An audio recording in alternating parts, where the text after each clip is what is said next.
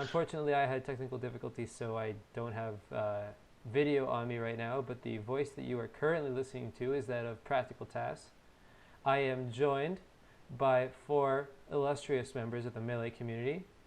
We have Chroma, who is a commentator. He was also a panelist on the rankings. We have the freshly ranked number 21 in the world, lloD. We have the slightly less freshly ranked number 36 in the world, Rishi. Brand new ranking for me. And we also have a balloter and a sort of everyman in the community, SleepyK. I honestly don't know all of the things that you do, Sleepy, so if you want to tell the people. Oh, I have a lot of those things. That's true. He's the doing it guy. Yeah. So we have for you a wonderful show. The main portion of said show. The main portion of said show is going to be talking about the 30 through 21 of the Melee rankings. But first, I feel the need to regale the people with this wonderful combo video Yes, please. featuring Fendrick Lamar, created, edited, etc. by Jackzilla. And so with no further ado, we shall start with that. No, you're already throwing your hate at me. Thank you, Melee Hell. So Melee Hell was like, oh, Fendrick doesn't even know the wobbling's at 200 beats per minute, when there's like a range of timings that'll work. So shout outs to you guys for not knowing your shit. Get some. Oh, here we go. Yep. got to listen to your heart, listen to the beat, listen to the rhythm of the street. Open up What a banger. This makes me happy to watch. The song is really the essence of Melee. Yeah.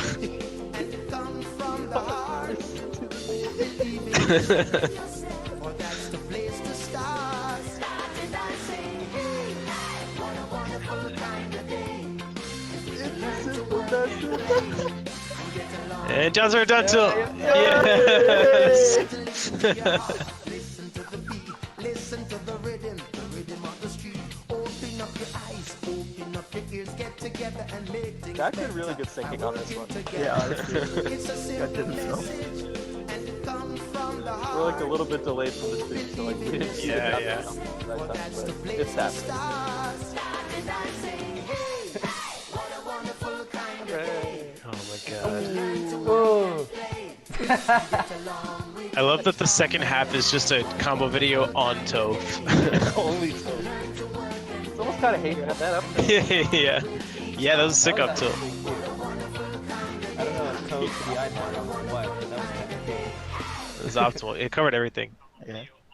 Truly optimal. Okay, Yeah. so The Now reverse let's- sour spot up tilt. let us go back to what we were, what the actual point of this whole shebang is, which is talking about the rankings. I also sincerely hope that we are still live because I don't know, I don't have tabs on that for sure, so I will double check. Pretty sure we are. Yeah, I'm pretty sure. I will get I have no way a of knowing this. confirmation. First person, yes, we have 23 viewers. Hello and welcome to all 23 of you. Okay, we're good. Yeah, we should be good. Hopefully we're good. Okay, so part one of what we are doing tonight is, as previously seen, the Fendi combo video. Part two is going to be talking about Melee PGR, summer 2018, 30 through 21. And so I guess we can just go down the list and talk about it. So we're going to start from the top with number 30, Captain Smuckers. And unfortunately my window is awfully placed, so I will try to fix that. But yeah, if any of you guys... Is that Sleepy in the background? It's me. What happened? That's Captain Smuckers. Oh yeah, that's Sleepy in the background. Hey, Sleepy! He's there. Okay. I got really good really fast. He's ready to go. Hell yeah. Congrats, man. He won all the matches. I did. Congratulations, Sleepy. Okay, so I think let's try before this we again. talk about anybody on this list, we have to talk about who's not on this list, and I think it's very interesting to see where those people will end up. Fendi has not appeared yet. Not yet. True. That is true. The list is not completed. Okay, He's so got to be top 20. we are You're right. we are It's- good. Okay, so number 30, Captain Smuckers, 49th at Genesis, 9th at Flatiron, had a really great improvement from 2017 where he was ranked 47th. Are any of you surprised to see Smuckers in top 30? Yeah, a little. A little bit, Tiny yeah. bit. Yeah, He's so not too consistent. I mean, looking at his records, he like has good records against like the top like 30, but then you look at his records against everyone else, and it just ends up being a lot worse. So it's a little bit weird. I mean, straight up, like his list of losses is worse than most people on this Yeah. on the list of eligible players. He tweeted about like how all of his friends ranked him lower than 30th, which I think is really funny and mostly true. Uh, but like his wins are clearly what carried him. True. SBAT crushed Zane twice. He shouted out Zane for becoming Yes. a top 10 player right after losing to him, which is really cool. That's the but his Smash list, 4 classic, actually. That's yeah, you beat someone at the beginning of the season and then they get really good, so your win Yeah. is worth more because of the algorithm. exactly, It's the Smash exactly. Oh, is that what happened? That's I mean, wild. I mean, Probably in also- theory, if we were using an algorithm for Melee, then that's a possibility. Oh, actually, so We're now not. that you bring that up, like that makes way more sense that Smuckers is top 30 because the algorithm takes into account whether or not a player is in Panda, and because Yes, Zane's rank exactly. inflated so much So beating- by beating being the Panda. Panda, Exactly. Smuckers got floated to top 30. So that actually makes a lot of sense. So I don't have anything more to say on this topic. Fair. Let's move on. I think he's a super good player. I mean, I think Rishi and I have seen basically a lot of regional and local results, right? And Yeah. Those just have a different weighting than the semi-sparse, larger tournaments that have happened. And he really showed up to Flatiron, and he showed up to the gang. And I don't know. I think that's sometimes how it just works with the PR. He's very good. I think a really big important part of this like season for the rankings also is that a lot of people ended up with kind of weird losses or kind of like bad losses, Yeah. right? So ultimately, I think everybody ended up valuing the wins a little bit more just because everybody had some losses. Yeah. I don't know if I agree with that though, because I think everyone always has bad losses. Like I don't think that's a new concept. I think we're at various levels of ignoring those losses from period to period. Like I really don't think that's new. It's just that the bar has been raised that looking at bad losses now kind of sticks out a little more than it used to. I think people got better. I think the field definitely got better. Definitely, It's less yeah. True, too. anomalous for people to just drop games to people that on a lot of people's radar for top 150, top 200. All right. But like you said, like a lot of Smuckers' losses happen at like the local-ish level. But he got those wins where it counts.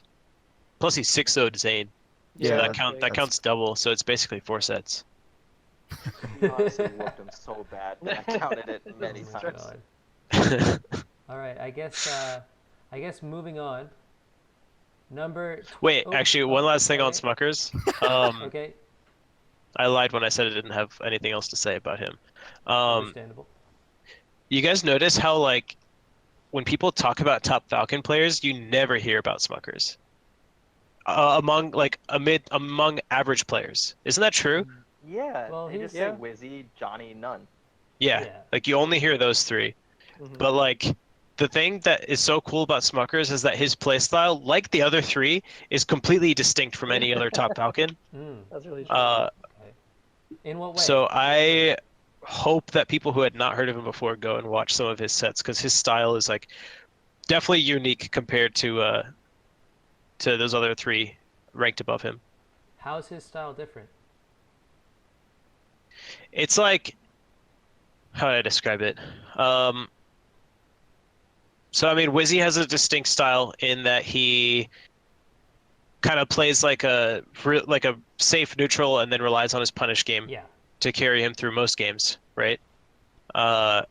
Johnny is a little bit more aggressive and kind of like a good mix between Nunn and Wizzy, and Nunn just kind of does random stuff. Right. I would put Smuckers more in the middle of the spectrum, but closer to Johnny than to Wizzy or Nunn, but the move choice is different. And like the angle of attack is different.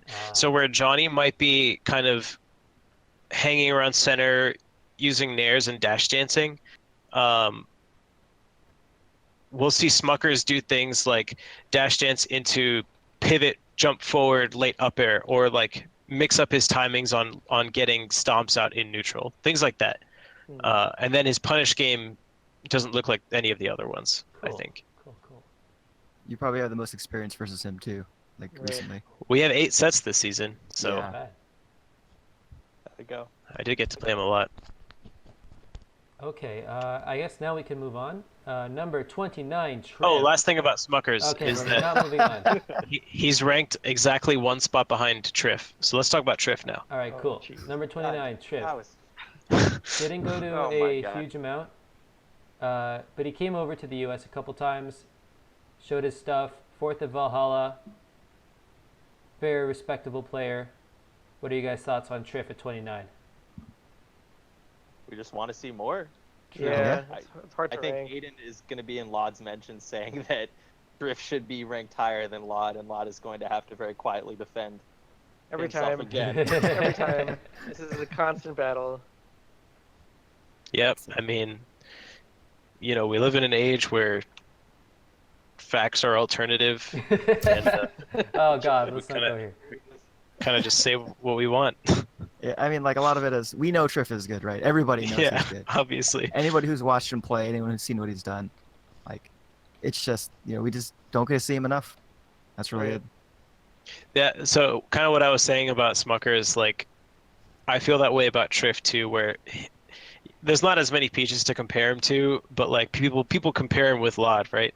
I've always said that lloD and Trif have like polar opposite styles Hmm. in terms of peach, and like I think that's really cool too for any peach nerds out there, because you get to study like 2 vastly different top peach players, True. and if you combine them, you get somewhere along the Armada range. I Which is wouldn't kinda- say we're totally different. We both play green. Counts for something. You do both play green. That's true. Understandable. Who plays green in the Ditto? Ooh. Oh, I don't know. Have you ever played him? good I probably question. give it to them. I like playing Really? white. What color would you pick? I play white green or white peach against green. Oh, I guess because one of your what's his faces, your prodigy, your proteges Yeah, he plays plays green peach, too. right? Yeah, I would give him green. yeah. I give Fendi green, so Fendi's the strongest player. It's true. Number 20, right? yeah, he earned it. He's at least top 20 at this point. Yeah. Yeah, I mean, I don't know. I feel like with Trif, it's always like we're waiting on the next tournament. We're waiting on the Right. next. Like, I mean, Yeah, it's kind of unfair for Europe, right? But it's just the nature of the skill set and the players out Yeah. there right now, plus Judat, I guess. yeah. He it's not listed here, but he got second at Omega, which I think is definitely worth mentioning. Mhm. That is where he beat Swedish, right? Pretty sure. I And think it's he beat both players that eliminated LOD, right? Yes. yeah Not at a fun that. thing to bring up for LOD. But it's not listed here. But he also beat IBDW there. Well, I guess that's one of the players, which is obviously a good win given IBDW's current standing. Yeah. All right. Really not that much more to say about Trif. Hope he comes out to more stuff. Great, Mhm. great peach. It was that tournament. I think he beat AbsentPage, Dark Tooth.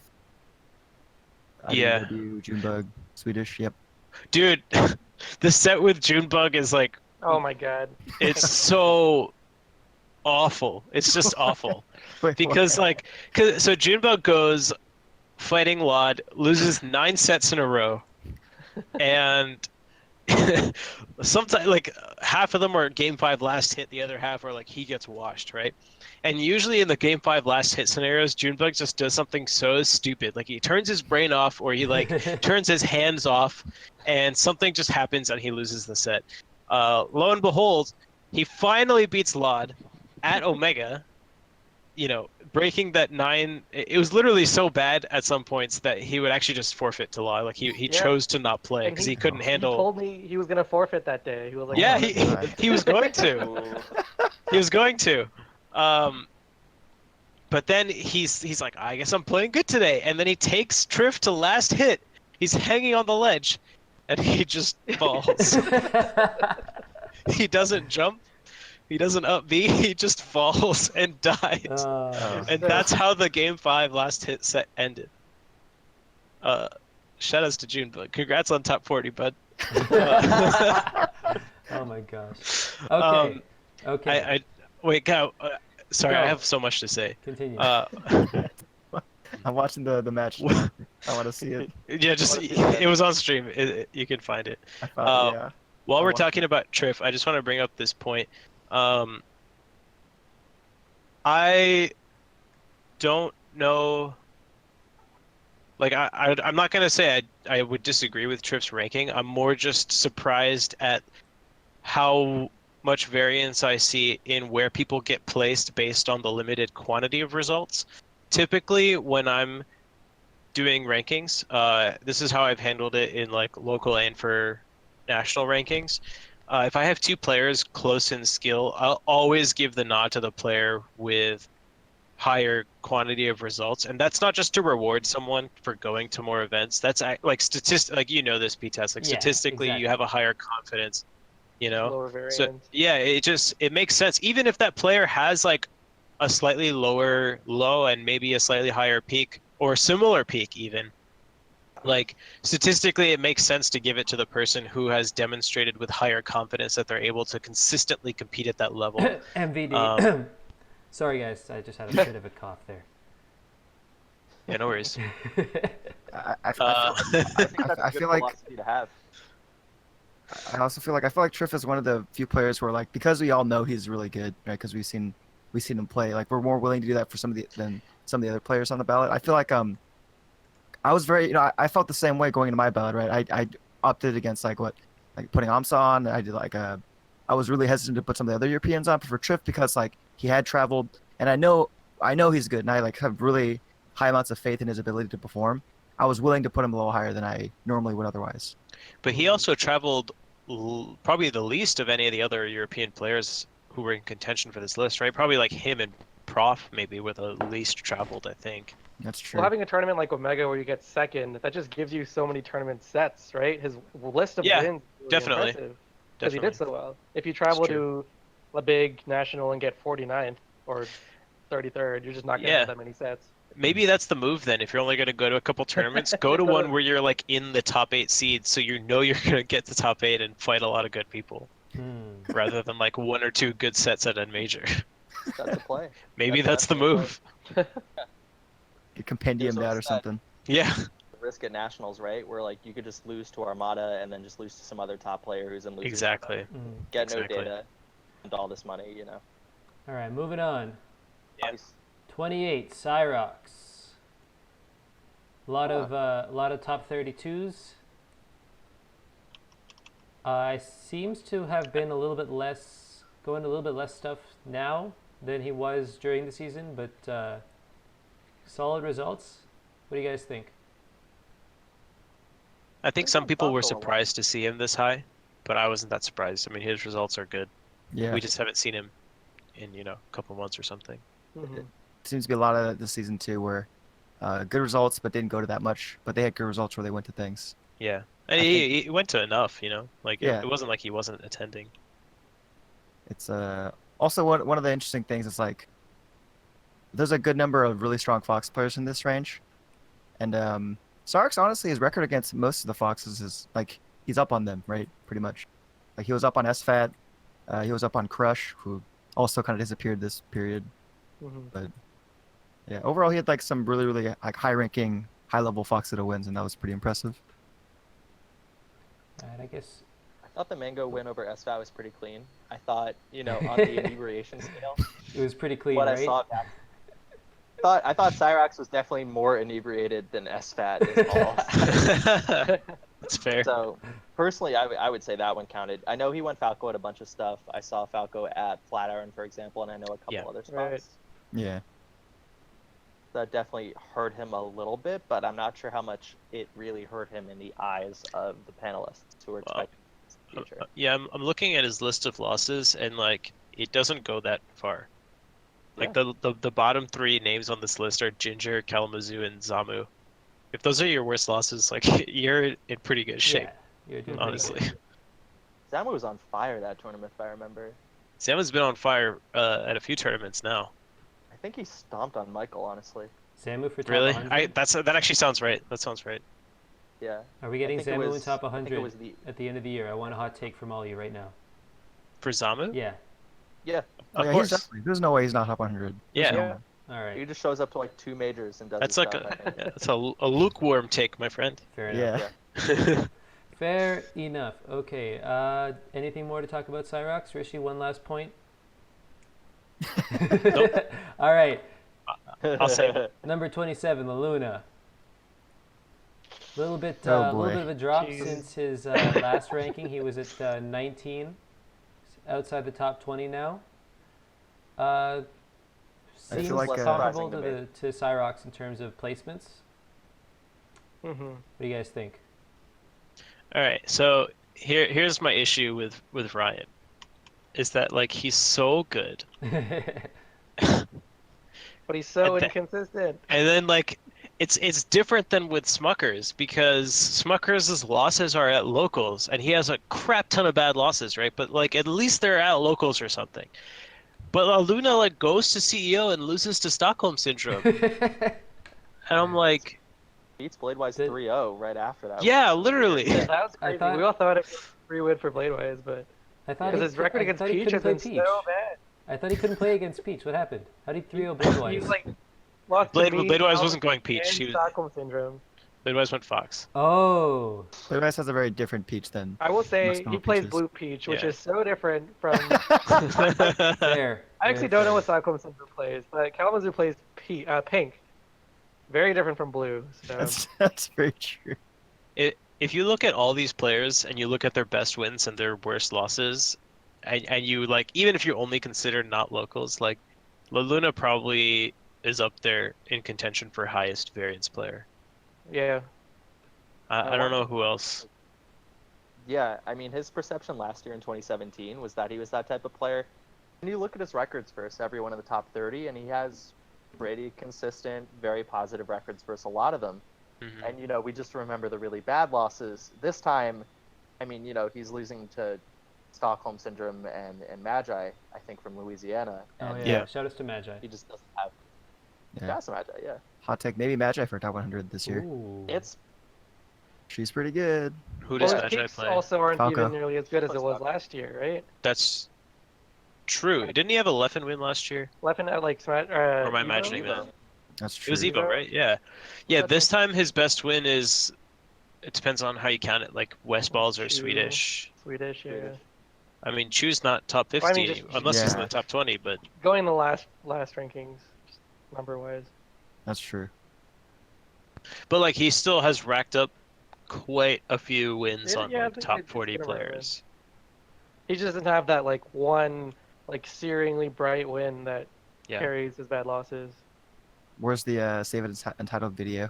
Oh no. Luna isn't No. didn't get any worse. Moon Oh, has boy. gotten worse. Two Oh no. hypothetical.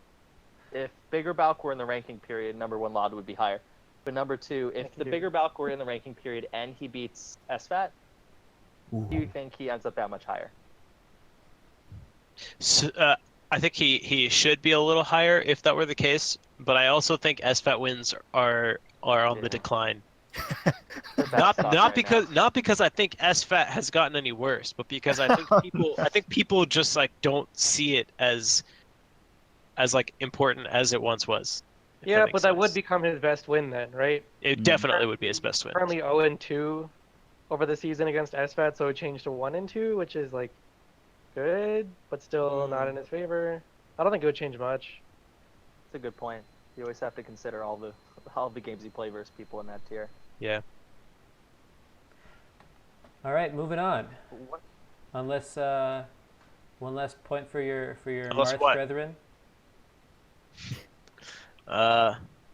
Ryan, come over and play. Number 26, That's all I have to say. Armand Del Duca, Army, the SoCal Ice Climbers, Armada del rocketing, Duca. rocketing up Armada del Duca. from Dude, if you just 53. showed these, if you just showed these player cards to people, they'd be like, how did you guys rank Yeah, these that's people? true. The 97 looks kind of 97. awful. 97th at Genesis? But it's okay, because he's an Ices, so Yeah, I mean, we forgive he it. just ran into two Primary monsters, income. right? Baby and Exactly. He just ran into 2 peaches. Exactly. Oh, don't get me started. Unbelievable. I remember a lot of. Oh, you good? Army has whooped some ass locally. I mean, it's Yeah. legitimately not surprising to see him win these tournaments no matter who's there. Even if Johnny's there, he's still got a very good shot. He's getting very positive over a lot of them. He honestly Three wins on Johnny. I These mean, records are crazy. Yeah, that was one of the things when I was doing my ballot. Is like, lots of times, like with face roll, for example, you have like a player who gets to play these SoCal players a lot, and they have like 1 or 2 wins maybe, and it's like okay, but very typically they get whooped or they just don't win. But Army, like, he had it was like 3 and 9, which is like not that bad actually. And he had very clearly was getting a good number of wins Very against the competitive. yeah. what is is good. what does his records against these players look like outside of locals? I try to check the player chart, but it doesn't look like it's updated. outside of locals, I mean, he played Johnny at the Mango. Johnny was a little bit out of sobriety shape, I think. I didn't see anything, but Well, he I mean, he handled Lucky and Johnny there, and I'm not sure Okay. how much they played outside of it. In Florida, he took a loss to Drunk Sloth. He lost to Tech Boys Ices. Oh And then yeah, he the still- Ditto. He still had very impressive wins at both of those. I think Florida, he pretty much beat everyone else on the run back besides the very big people. Army is also, I would say, is in the contention for most difference between best win and worst losses, because his bad losses were also not at locals, Oh my God. but He his has some best bad win locals is losses. Axe at a regional. Which is I think that's huge. Yeah, for That's sure. so huge, Because who else has a win on X, right? Not that many people. In that Yeah. tier? especially with has ice a- climbers. The funny part is that he has a win on Axe and he has a loss on OKP. Oh, Yeah. no. Oh yeah. and Yeah. good God. I actually had a feeling going into that set that Army was going to beat Axe, because Pikachu Ices is so Yeah, bad. it sounds like just such a rough matchup. It's so bad. It happened once before, and I think Army took the first 2 games or something. It was cleanly close, with right? Ices. Yeah. And then what happened was Axe went Falco and just whooped him. Oh, Mhm. Jeez. Yeah. Mhm. That's usually Not Axe's. happened a second time. Yeah. Army benefits from playing people and just developing insane game plans versus them and how to grab them. Mhm. That's Yeah. true. The more nationals he goes to, I think the absolute scarier he's going to be. So is he the highest ranked Ices now? He is, right? Yeah, he is. I think we're done. well, He's got to be. he Chudak could be top 20, right? Who? Guys? No. Is that Ooh. other ICs beside Coolime? He's that European player, right? Oh he's yeah, he's the European guy. I thought he Yeah. was Australian. Australian. Honestly, that was God. nuts. Dude, Chu's trying to get better again. I don't know if you guys heard. Oh. I heard on my Facebook Messenger app. He's trying to No. get better. Me too. Has he been hitting you up too? Can you believe that? Me Yeah. Oh, is he finally reaching out Yeah. to Play MBVA with players? Yeah, he is. Ooh. Believe it Oh or my not. God. Turns out when you live in a region of people who are good against Ices, you find good practice. So are you guys gonna like try to return the favor in terms of like not hitting him up or? Oh, I'm always down to play. I'm always down to play, man. I don't really think I need Icy's practice. Okay, Armada. That's Armada. Armada might be Both the fans only leaving one that on who red. hasn't lost to an Icy's longer than I have. When was the last time you lost to an Ices? It was like 3.5 years ago. I Oh, think. wow. It's That been 10 years recently? since I played. Who? Yeah, it's Oh, it was Mike, right? yeah. Yeah. I think that was Oh, okay. before I Intended. Yeah. Mm. was top 100. I think. He'd even beat Tech Boy in PM, and he's playing like super ices. IC's beat Super PM. ices. You heard it Have here you, have you guys seen that set? I have That is one not. of my favorite PM sets of all time. Do you have a What link? mod Tech Boy at? Wait, Tinkerbell? sorry. I'm thinking of the other ICs player. Never Yeah, mind. I know which one you're thinking. Where he takes one stock. Yeah. And it was with Puff on game 3. Yeah. Oh my gosh. Yeah. The crowd was so mad. Oh my god. I still find that so Because funny. he switched to Puff? No, the crowd was mad at lloD for Oh, for what beating a PM player. Oh, They were dead silent. oh Yeah. my gosh. It was really funny. But back to Army. Yeah. Shout out to this photo. Yeah, what Jake touched on, I used to like also just think the Army was like he's a wobbler. He's not like actually trying to play melee or whatever. But like as soon as he loses to something, he just goes home, like figures out what he was losing to and labs out an answer, and he practices the answer like super duper hard. Mhm. So it's like, yeah, clearly he's like earned this, through hard work, which is great. Right. Yeah. I have... Go ahead. Yo, go ahead, yeah. You got it. I have one more thing, I guess, to say, which is that I think all of Melee has been building toward this competitive atmosphere where we build the perfect wobbler. Build the guy who just does not care and will do anything possible to just optimize any possible way to get wobbling and hunt you down like some crazy velociraptor.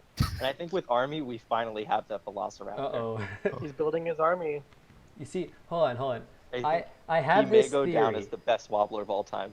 I have a theory, and that theory is that the way Melee is structured is that certain characters get hated on if they're too popular. So, like characters like Ice Climbers, like Puff, like basically the quote-unquote lame characters, if you have too many of them in, say, the top 30, then whoever's in there just sort of gets like almost social pressured out. That's why you used to see a lot of Ice Climbers up there, and now they're kind of like Nintendo is switching to Marth. Rich Boy Rich is Rich Boy Rich now instead of Infinite Numbers. And They're two different people. Rich Boy Rich and Infinite Numbers are two different people. right, that's true. So with Nintendo and with Diz, I think they are actually both just like too busy to compete after a while. Well, yeah. And I of also course. think Nintendo's Marth is more because he's losing faith in Icy's as a character, not because he got like peer pressured yeah, out but of stop it. ruining the theory. You're So ruining I wanna my, talk- my hypothesis here. Come on. I Oh yeah. want to give credence here in that when there are more ICs, I think the ICs generally do worse. But I think we Because saw there's some more practice. ICs that were not necessarily a harmonious union to how the character is optimally played. And I think that is why a lot of them find it less fun, and Army finds it the funnest, I see. I Yeah. see. and Bananas finds it the funnest. Right. I guess that makes sense. I guess sort of the second half of our now debunked theory is that eventually, as some of these players drop off the top 30, eventually somebody will come and restore balance and bring back the equilibrium. And as it says in his blurb, as one Ice Climber falls, another must belay.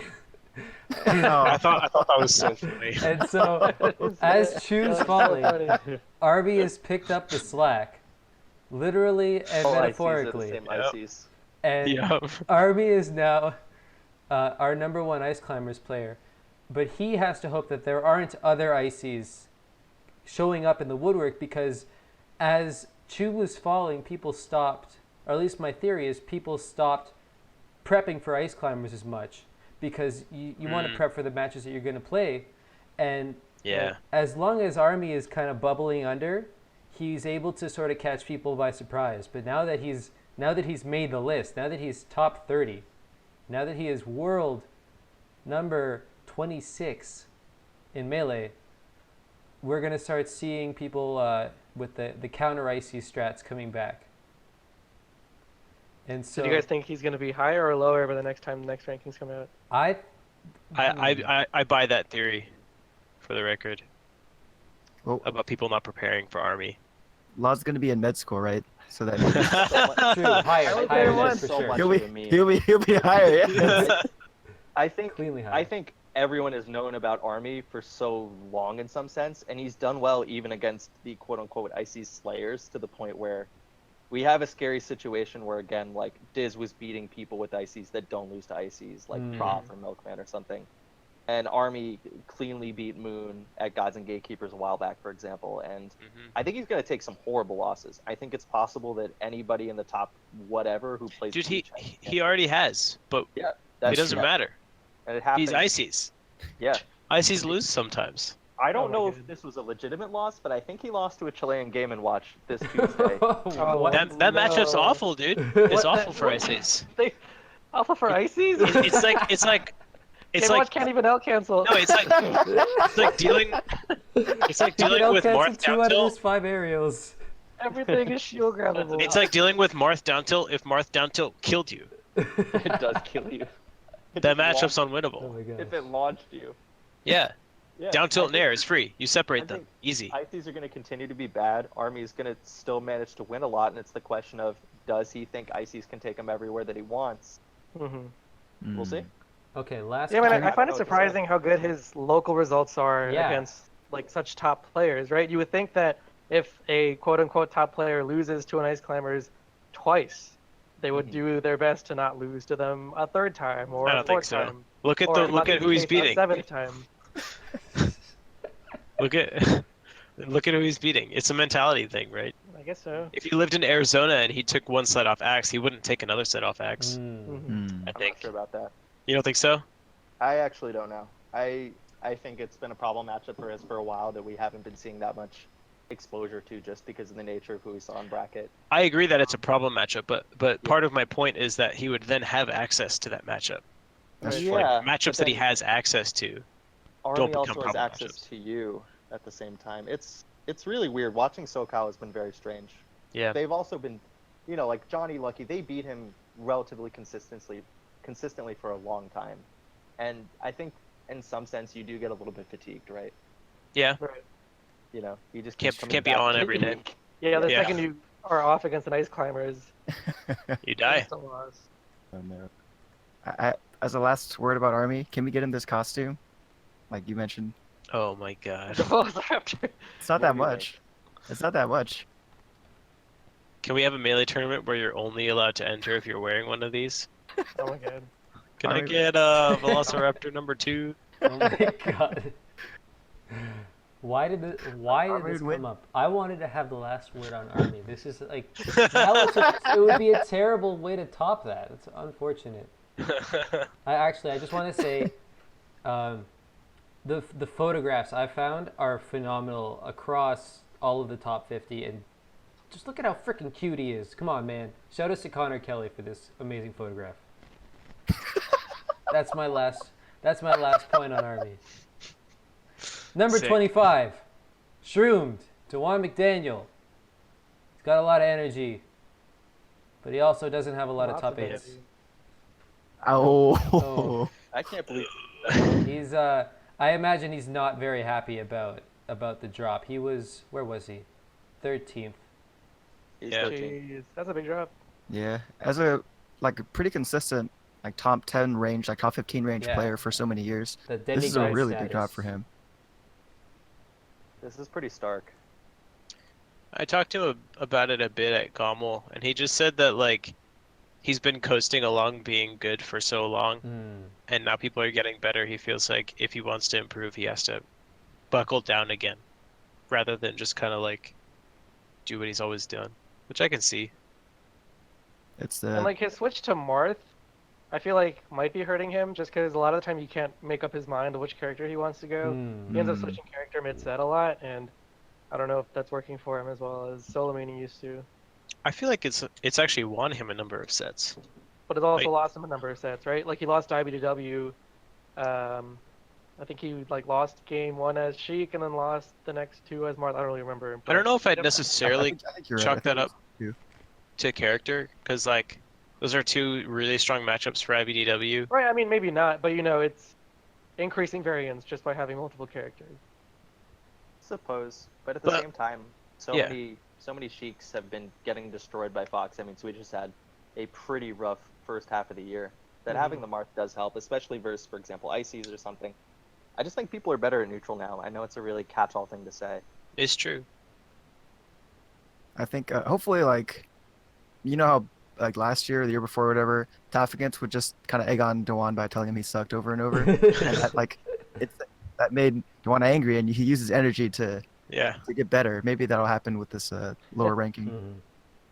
Kicking back into shape. It does look like Dewan is actually like we talk about him falling a bit, but he's still like super consistent. Right. Like looking at his list Yeah, of losses, those are- IBTW is actually the bottom loss, and in terms of rank, like that's him or Mike Hayes is the worst loss. Mm-hmm. That's pretty good, That's pretty good. That's true. right? He's got some good wins too. I guess his best win is lloD.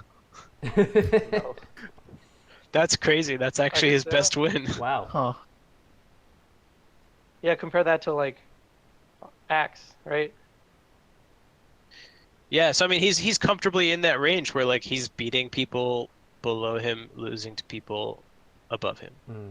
Understandable.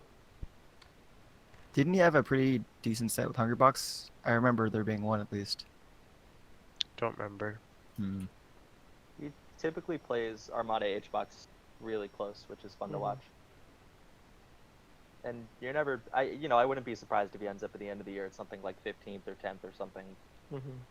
10th would be a lot at this point, but Well, there are still 40 tournaments left in the year, so true. It's pretty backloaded, yeah. thankfully. Yeah, we've got a friggin' gargantua in August, don't we? And then Hell yeah. Yeah. it's just gonna keep going, and going and going and going. Mm-hmm. Blur and Aiden's Smash calendar is gonna be popping soon. Yeah. What a way to say goodbye to Melee Yep. Rest in peace. before Smash Ultimate comes We're out. all moving on to Ultimate. Right. One Smash game Don't at have to worry Evo about next Dash year. Back anymore. This is Melee's last year at We Evo, don't isn't have to worry it? about Dash Back anymore. Always last year at Evo. Every time. So, I actually, over. I ran. Just side note, I ran the numbers on this. Melee is like Uh-oh. tied for 4th most appearances at Evo. I saw your tweet about that. That's actually Had a good run. wild. Yeah. Yeah. And What was the most? Marvel 2? no. Probably Street Fighter of some 2, sort, right? and then Yeah. yeah. Marvel 2. No, I should pull it up. It's like Street Fighter 2, Street Fighter 3, and Marvel 2 are like I think the 3 Okay. highest. That is wild, actually. And then there's like Street Fighter 4 and Melee and Marvel 3 tied for 4th. I think that's what it was. Mm-hmm. Huh. Anyway, moving on. Number 24, Kalindi Henderson, KJH. So proud of him. Oh yeah. Lovely job. These 10 players is the tier of players who are really good and also suck. Hey, Thanks. I mean, this is the third player with amazing wins and just god awful losses. Oh my god, I his loss list is so long. Oh, I think the difference here is that Kalindi's really on the rise in a lot of senses. Like his Yeah. versus West, Pew Pew U, a lot of people. You know, AbsentPage is now a very impressive win. We see a lot of very good things from KGH, and that's a little bit more exciting than, for example, Shroomed going from 13 to 25. Mm-hmm. It's the place where I disagree, but go ahead. I also think some of the more local losses he's played against these guys for a long time, right? Mm-hmm. So I'm generally more willing to especially if it's one set, I don't mind weighting it not as heavily. If it's a local loss, someone he's played against a bunch. Well, with Kalindi, I'm talking more about he does have a few of those outstanding losses at That's true. regionals or nationals. Or Like- CEO, he lost round 1, I think. Oh yeah. oh, Yeah, literally, who was that literally to? first C15. round to C15. 15. And then went Yeah. That's who it was, right? Isn't that a Marth player or something? No, he's Yeah, I at think it's a It was Fox. a Fox. Connecticut Fox? Fox or something. Okay. It's a Florida Fox. Florida Fox. Yeah. Florida Fox, I think. He won He like talked 10 about it on his sets in a stream. row and made top 8, didn't he? From He that did. point? He Yeah. down some people. Yeah. Yeah, I kind of forgot about that. Wait, at which tournament? CEO. Same event, yeah. He got Yeah. ninth at CEO. Oh, just barely missed Close top to still. top 8. Yeah. Yeah, it's right there. Yeah. He was saying he almost went 0-2, and now we'll never Wow. make fun of the 0. Yeah. Yeah. You see, But He had It's Kalindi definitely racked up the wins for sure, like throughout the season, I've They got don't even have outside the- of locals. I got They don't have the crushed win on here. it's not on there. They what? Oh, that's Well, unfortunate. no, just on the blur, but I'm pretty sure Oh. Flatiron he beat crushing quarters, right? He did. 16, Oh, maybe we missed I it. think. I guess we missed it. 16. I mean, it's on the list. He has 3 sets on Crush this season and 4 Yeah, like losses it to was, Crush. the So it's almost panelist counted it, just the wasn't put into the blurb. in the blurb, yeah. It's Yeah, that's true. He was originally, I think, one of the weak foxes as far as the Fox Ditto, and he's had a great performance, I think, this quarter. Or fair enough. semester, whatever it is, yeah. Period. Well, It's dude, he's half. working He is, so he's hard. labbing shit, I know he's been isn't he? streaming like every day. He streams every day, practices solo practice. He's finding people to play on net play, and it obviously pays off. Mhm. Like, it's honestly amazing that he came up with this huge discovery that practicing makes you better. Who would have thought? He's Yeah. Who I would have thought? would not think that. Yeah, That's crazy, dude. So I know. KJH actually, I was talking to him about this, and he brought up an interesting point. He was saying that like the rankings as a whole, not necessarily the process, but the result is basically, in his words, fraudulent because the amount of tournaments that we've had so far is so much smaller than the amount that we will have by the end of the year that these rankings basically won't matter Yeah, within in That 6 could definitely months. be true. that's very true.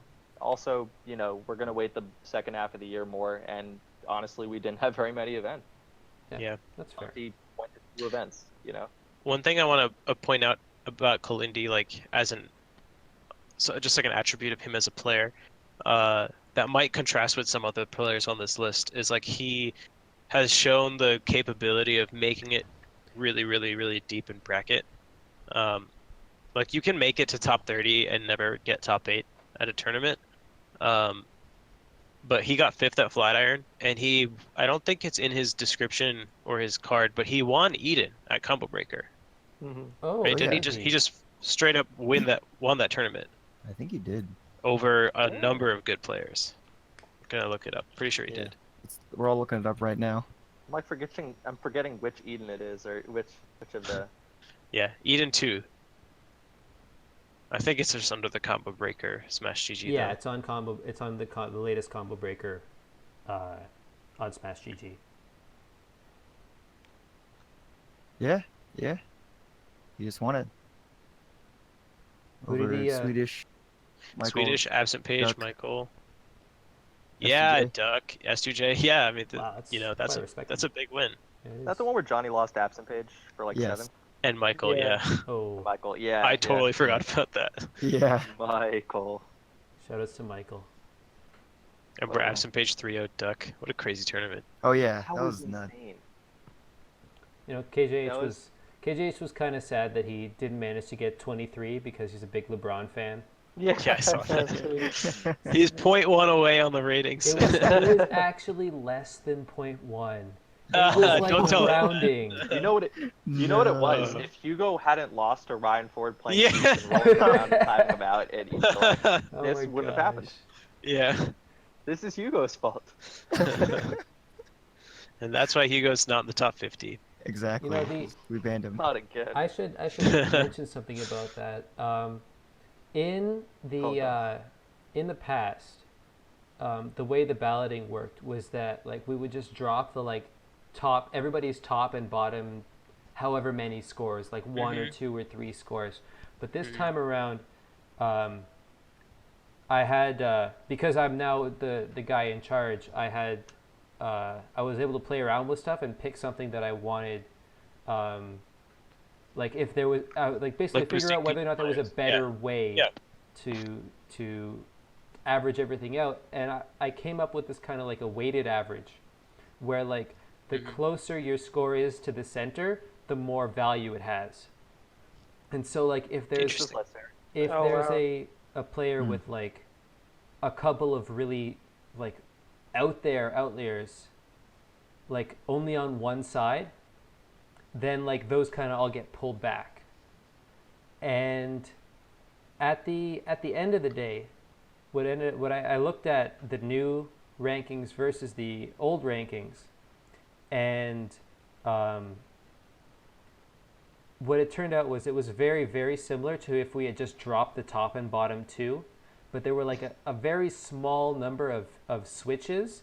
And unfortunately for KJH, one of those switches was actually him with Ryan. And it was just that Oh no. the way their distributions of scores worked, that it was that KJH's was getting punished more harshly for the weighting than for dropping the top and bottom two. So like I think what it was he had just like a couple of like really high scores, and they all just kind of got pulled back. Whereas if we were dropping top and bottom two, then like a few of them stayed. Mm-hmm. And so Yeah, that's kind of like why I tell people to not get like too focused on the specific number that they get ranked. Like treat it more as an indication of how people perceive your results over a period of time. yeah. Because at the end of the day, like, you know, something minor like that, like a decision, because to some extent, like the decision-making process in choosing how you're going to weight the actual ballots that have been submitted is subjective to an Yes, extent. absolutely. And like that's why we rely on the expertise of people who work with statistics. But it's never going to be fully objective, so Yeah. people shouldn't get too hung up on, you know, on the specifics of the numbers. Yeah, with the ballot process this time around, and I think Chroma and Sleepy will agree. I put a lot more focus on trying to like sort of standardize almost how the panelists ranked and how they used the numbers, whereas kind of with in past years we kind of just like said go nuts, best players of 10, go crazy. But this Yeah. time around it was a lot more structured, like try to hit this target of your 25th best person should be around a 7.0, your 50th best should be around a 4.0. And so Well, that was an issue in the past, right? Because if you just space things out a little bit differently, you end up with your ballot having weight, and that can be really yeah, bad. yeah. And so I guess I felt comfortable doing the more mathematical approach because we had that stronger basis on the ballot, that more sort of already I agree with naturally balanced Yeah. input. Unfortunately, it lost KJH his LeBron, but there's not really much we can do about that. But on that Yeah. note, It's in the name of math. number 23, Ryan Ford, my Canadian compatriot. He's so sick. What the heck? It's pretty, yeah. He's so good. He's so good. He's a sleeper, man. People don't talk about him relative to how good he is. And how good It his didn't results seem are. like he had like one really, really good result, right? It was just like a lot of good results throughout the Yeah, entire season. He Every did get the tournament he top had 8 like at good each wins, elects. not bad losses. that's true. Yeah, that is true. Whooping everybody, honestly. He beat a lot of people in this tier, and pretty solidly. And I mean, he was, you know, a debatable top 15, top 10 player at some points when he was active. I'm not that surprised, but it's cool to see. Yeah. I've also always said that for a while, for the past couple of years, he's been like a top 5 box suitor, which is, like I mentioned with like the KJH or whatever. It's super important to be able to do that. Mm-hmm. He's really good. It's a good thing to be good at. You know, his blurb is actually really high on him. If Ryan can stay hot, he just might pass his top 15 in 2013. What do you guys think of that? If he I goes think to it would more, take a little bit more heat. Yeah, I agree. I mean, look at his best win is Swedish Hugs. Okay, I just did the math, and more than half of his losses are basically to top 10 players. Oh gosh. Jeez. So he's getting the chances. He's just Like, not it's- following through. What? So he's getting the chances to go up against these guys. He just hasn't followed through yet. It's Well, the yeah, team. basically like 3 losses to SFAT, 2 to Plup, 2 to Mewtwo King, and then Wizzy and HBox. And then his other losses are Duck, Westballs, AbsentPage, and Moki. Hmm. Milky's at Right. locals. Moki. Yeah.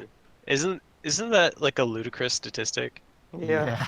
That's very good. That's very, very good, actually. I don't feel bad about the algorithm or Giving it averaging to him, ending up with yeah. Ryan above KJH now. Don't feel bad. Oops, Yeah. the Dween's broke. The Jolene's broke. All right. But yeah, Ryan's pretty sick. Yeah. But you know who else is sick? Number 22, AbsentPage, with a monster Oh jump. baby. Absolutely monstrous. Over 50 spots, up from number 74 all the way up to 22. What do you guys think? He's the regionals murderer. Hmm. He just goes to every regional and hurts He has so many results. Oh my god. He just keeps traveling places. I'm not sure if he has plans to end up anywhere when he lands, but he just shows up at the tournament. Just He does. shows up. I remember asking him like what he's going to in the future, and he was like, I don't know, someone has it listed on a spreadsheet for me. Wow. Yeah. I think he's also planned to go places and then not ended up going there a couple of times. Yeah. That happened. Yeah. Yeah. That, one of the SoCal tournaments, I believe. I think Bigger Balk. I think Yeah, SSS didn't go well. Chicago too, right? Very Yeah. secretive man, according to Santi. Yeah, I was in the car with him and IBDW after Scarlet Classic, and Cody asked him like, "Oh, I saw in your Twitter bio it says you're a Fox Chic Marth Tri-main. Like, can I ask you what you use the Marth for?" And his response was, "I can't tell you that." That was the end of the conversation. It ended there. Oh my gosh. Wasn't there someone that said like they teamed with AbsentPage and like won the Yes. tournament with saying less than 10 words to each other?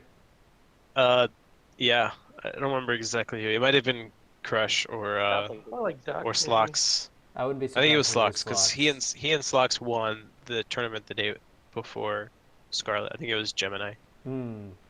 Oh yeah, I they think had the SSH double went weekend. March against Trif. Yeah, because AbsentPage wears headphones when he plays teams. Right. So What a legend. That He is knows. that's amazing. so someone described it as like AbsentPage in teams is like it's like a tool that you're using in teams. It's like you and Oh gosh. this fox that exists Like on a the level screen. 15 CPU. That's generally, yeah, it's like a really, really good CPU that's not communicating with you, but you know it's going to be doing like good things when it fights its opponents. So you have to play around the fox and your opponents and kind of figure it out from there. Just stay out of his way. You stay out of his way, you're good to go.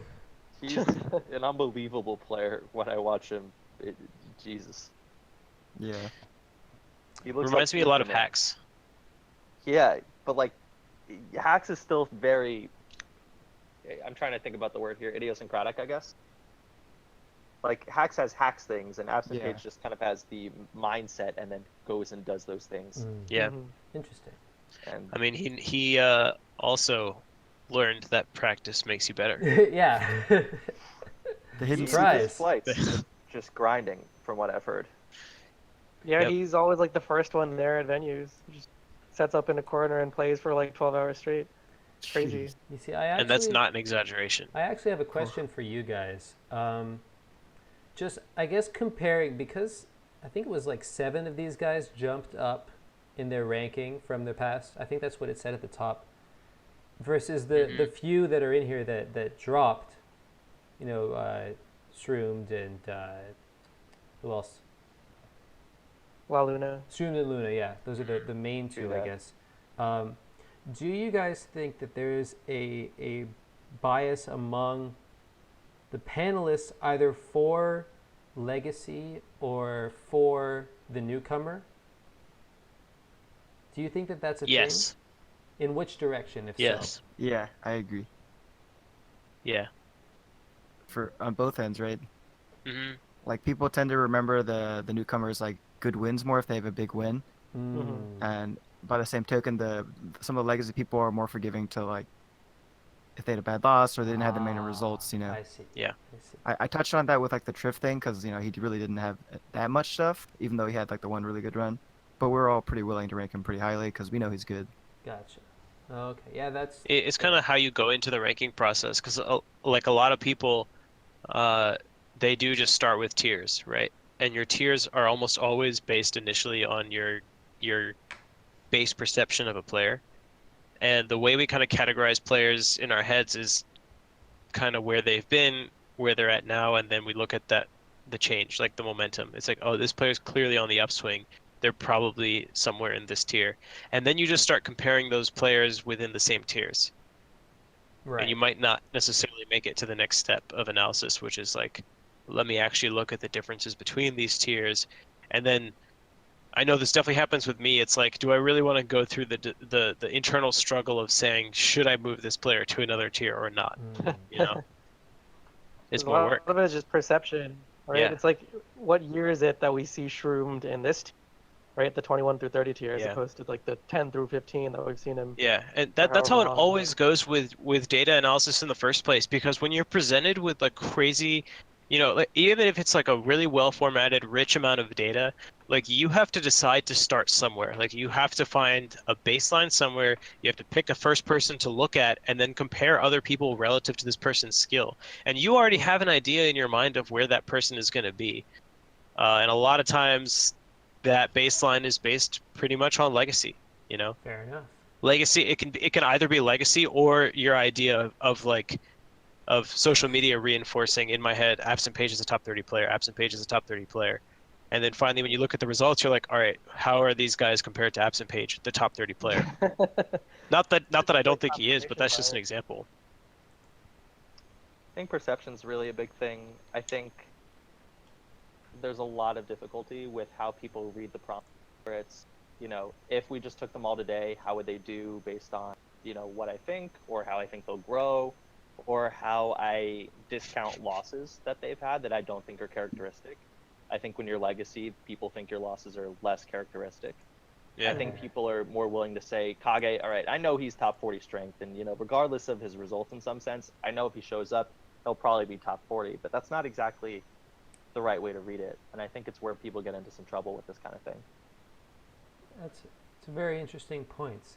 I guess I ask because there are, and I guess the beauty of the panel system is that there are certain panelists who will go like either way on that. Definitely. Like there are definitely some panelists that say I will explicitly legacy bias people. Yeah. And there are other panelists that will say, oh, if a person in a top 8 seed finishes 13th at a tournament, and the person who was 25th seed also finishes 13th at a tournament, then the 13th place is a positive thing for the 25th seed and a negative thing for the 8th seed, because he probably had a more difficult bracket to get there. And it's just interesting to me how the fact that we kind of have that sort of well-informed panel lets these different opinions kind of balance out and sort of turn into something that's hopefully not biased in either direction. Mm-hmm. But anyway, Yeah. Yeah, that's definitely. I mean, that's the whole point of the panel system, right? yeah, exactly. The ballot system is in general. It's like what we said earlier, where like the data and analysis is inherently subjective at some point. Yeah, for sure. And historically, like the best way to overcome that is to come up with as many different perspectives as you can. Like a panel of diverse perspectives is going to be your best shot at eliminating bias. Yeah, that makes sense to me. Alternatively, you can just move to an algorithm. Come on, guys. So one thing that Well, we see where that leaves us, PTAS. leaves us with MVD top By the end of this year, MVD is going to be a top 30 melee player. If we go By the end of this we go by ranking, your Zane's going to be top 10, and nobody's going to believe it. Yeah, I mean, did you see what place he got at the cave this week? No, I did not. What No. place did he get at the cave Oh, this week? jeez. I'm gonna check. It was like 25th or something. What? Wait, really? Yeah, What? Calvar won. Everyone went secondaries, I thought. Zane got 17th. 17th. Secondaries, right? Unbelievable. There's mains and secondaries aren't a thing. Oh. He's a top 10 player. It doesn't matter who he's playing. You're not allowed to sandbag when you're top 10. Yeah, Good it point. counts. We take those wins. Ed in chat says he went Fox, but Ed is also known as a compulsive liar within the MVPA community. Well, you know, He makes up stats to satisfy whatever his agenda is. man, that as, man. as a noteworthy melee player, Rishi, your perception is influencing mine, so I have to believe you over it. Exactly. Yeah. Yeah. Oh my god. We know If that there's Edward's the anything number you one should take player away from this conversation, what was that, Chroma? We know that Chillin is the #1 player in your region, and Well, no yeah. amount of facts or results will tell me otherwise. That's why he doesn't have to enter anything, because we know. Well, if he played Samus at the tournament, it'd be over, you know. Yeah. Yeah. It really would be. PTS, we talked about this over DM at some point. Just going back to like Yes. the panel issue. You might know what I'm going to bring up. Where I mentioned that. So I've run the panels for Tri-State, I guess 1 or 2 seasons. Now I don't remember exactly, and I did it for 1 or 2 seasons in MDBA too. And what I ended up having them do is panelists would pair up and they would submit a coordinated list. So they weren't able to submit individual lists. Oh. They would have to run it by their partner, and their partners would have to agree on a list. I had maybe one case where both people were so stubborn that they refused to listen to the other person. So in those cases, I just averaged the placings that they gave me, and Nice. each panelist essentially got half a vote. But that was like a pretty rare scenario. But like, yeah, we talked about this, like some of the pros and cons of that. I think it helps keep panelists accountable for their own biases, and also just inherently encourages you to get more familiar with navigating through the data. So I was wondering what you guys thought of that. Yeah, Yeah, I really mean, like I've that been system. a Oh, you guys go panelist for in it. that kind of system twice now, and it's really, really good. It's Hmm. like nice to have someone just holding you accountable for everything, like pointing out things that you would miss otherwise, and then you can also do the same for them. So I was a big fan of that system. It's definitely way more work, yeah, I can For For imagine. sure. Yes. which is a downside because people are We- busy. Done that a little bit, right? Sleepy, some people in Melee Stats have split Yes. their ballots. Yeah, On that's the happened a the couple times in the past. 2017, Tapo mentioned that. yeah, on the 2017, there were a couple of people that didn't feel comfortable being in charge of a full ballot, and so they decided to pair up and like submit a joint ballot. And I think there were like 3, maybe 4 joint ballots submitted. I got some feedback from the guys on that. A few of them were very happy with it. I think there was one pairing where one of the people was not happy with how his yeah. partner wasn't putting in a lot of work on it, Mm. On that one. which is That's a definitely a concern risk. and a risk. Yeah. Maybe actually instead of like enforcing a 2 panelist or a paired panelist setup, perhaps we could have like an optional double ballot where 2 people decide, okay, we're going to work together on this, and our end result will be worth exactly the same as if we had each put this list in individually. I might suggest a like a slight modification to that. If you offer people to just choose their partners, it's really easy for them to pick people within their own regions.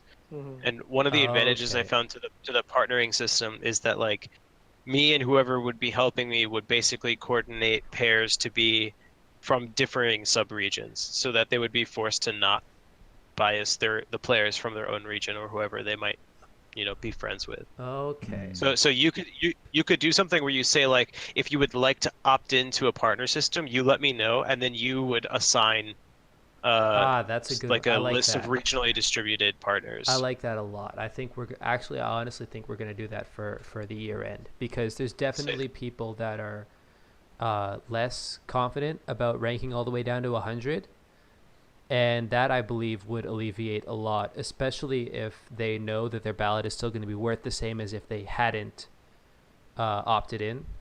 So they'll be able to be more confident about it and end up hopefully with a better result, a more representative result, which, I mean, that sounds like a win-win to me. I guess the concern obviously is that people would opt in just so they could get somebody else to do the work for them. But I mean, I guess from there we would We know have that still happens right now. that already happens. Yeah, you're right. So I guess we could, I guess I would just have to check in with the pairs and be like, okay, are you guys working on this together? Would you guys like to split up? Would one of you like to drop out? So I guess maybe it's a little bit extra work, but like probably worth it. So I think we're definitely gonna look at it for sure and probably implement it. I think it's a pretty good idea. I mean, like in Melee Stats, we already kind of like we'll talk about it in that chat, right? Like we'll Yeah. talk about like in the past, even before I made the sets, was like a thing or whatever. Like I talked to like Damien, I talked to other people, and I talked to people about my ballot period, just because it's nice to have, like a lot said, to someone to hold you accountable, or at the very least to bounce ideas off of, right? Like how do you feel about his performance here? And it's just nice to be able to talk to someone about this, because it's a pretty big undertaking to do by yourself. Even having like a really simple just sense check on some of your rankings can make a big difference. Absolutely. Because you could totally forget about someone's big win or big loss, and they'll say like, "Well, you forgot this," and that could make your life so much easier, rather than having to QC everything yourself. That's why I've enjoyed streaming my ballots, because like the chat's not gonna like super sway my opinion on most things. They'll still be like, "What about this thing?" I'm like, "Oh, that's right." That's been really helpful. And big thing is probably just swaying people's perceptions of the tiers that they place players in. Like if someone starts their ballot out by putting Shroomed in like top 15 just because of legacy, then and like they wouldn't even think that that's like questionable, right? They just go with what their past knowledge of Shroom's performance is, and then their partner or the Twitch chat or someone is just like, you should double check this, look it over, and make sure that you have the right proper mindset about all of these players. Fair enough. The only bad side about streaming is that top players might come in and say, "Hey, I should be higher." Oh boy. That's the best part. See, That is the actually trick really is to funny. not be popular on Twitch, so that they don't find you. My way. That's how I do it. Anyway, I think we've been going at this for over an hour now, so let us get to the crown jewel of the top 21 through 30. Our very own lloD. lloD Arjun Lloyd. Malhotra. lloyd? Who said Who is lloyd? this player? I don't know. Yeah, I don't know who this one is. I'm not gonna lie. Shoutouts. I ranked him pretty lowly because I just didn't know who he was. I mean, he doesn't even have like 3,000 followers on Twitter. Oh. I know. I do. I totally do. Oh. Oh, Like- well, you do. Never mind. All right. Yeah. All right. It's good. You don't even have 3,220 followers on Twitter. I got like Make 100 Hold up. followers after I Yeah, won. Sleepy, follow him. There we go. 100. All right, we're Yeah, I good. did it. I did it. We're good. I'm actually really bad about following people. I usually just like someone has to like remind me to follow them, because I just don't pay attention Oh to my it. gosh. Dude, you have 3,220 followers. I know you. Yeah, it was me. So Sleepy. I really enjoy that your banner photo is still the William and Mary Goon Squad. I know, right? Oh, there's a change it. specific name for it. It's not the William Mary Goon Squad. Remind us what it is, Arjun. We are officially, this is a PC term now. We are just lloD's Army. Oh, Smash Doc to be released soon, actually. that's not what it used to be. I know. It used to be the lloD's Cancerous Army. Oh my 'cause, god. People would make fun of us because we were all just peaches and sheiks. Like, Oh my gosh. so. Nuke the VOD. Nuke the VOD. This is a PG stream. Come on, guys. Very good. Yeah. Why do we None of have you- lloD none of you- introduce his? None of you got the pun. Come on. PG, Panda Global. Yeah, lloD, how'd you do? Come on. I'm disappointed. lloD, tell us about your 6 months, lloD. Sure. So I had surprisingly low consistency, actually, in my opinion, of my performances. I had a lot of like losses to the like lower end of the top 100 players.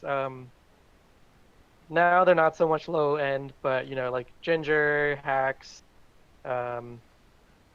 lost to Bob-omb, who's a Fox and MDVA at some point. So like, in the past, I used to think that my consistency was what made me, relevant, just because I wouldn't really lose to people that much worse to me.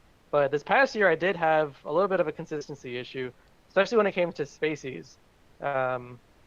However, I also had a greater set of peaks than I normally do. Like at CEO, I ended up, or no, not CEO, at Smash and Splash, I ended up beating Shroomed for the first time, Lucky for the first time this season, and then I also beat Bladewise, who I hadn't beaten in the past couple of years. So like it was a good number of wins for me.